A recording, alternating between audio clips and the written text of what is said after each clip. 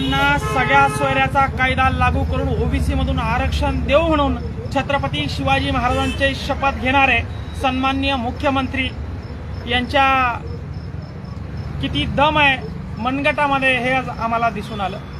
या ठिकाणी आज ते आले 2 वाजता, रात्री 1 वाजता गाडी अडवून आम्हाला या ठिकाणी ताब्यात घेण्यात आलं। ताब्यात घ्यायला आम्ही घाबरत नाही, आम्ही तर तुमच्या ताफ्यासमोर येणार होतो। तुमच्याकडे बंदूक आहे, त्यात गोळ्या आहेत, तुमच्याकडे ताफा आहे, संरक्षण आहे, तरी सुद्धा एका साध्या सरपंचाला तुम्हाला डिटेन करावं लागतं, ही लाजिरवाणी गोष्ट आहे। आणि सर्वात महत्त्वाची म्हणजे जे लबाड लांडगे मागच्या महिनाभरापासून मनोज जरांगे पाटील यांच्यासोबत फिरत होते, आज तेच लांडगे त्या ठिकाणी मुख्यमंत्र्यांचा सत्कार करण्यासाठी हजर होते। आणि महत्त्वाची आणि अभिमानाची बाब म्हणजे खानदानी मराठे मुख्यमंत्र्यांना ताफा अडवण्यासाठी, मुख्यमंत्र्यांचा निषेध करण्यासाठी काळे झेंडे दाखवत होते।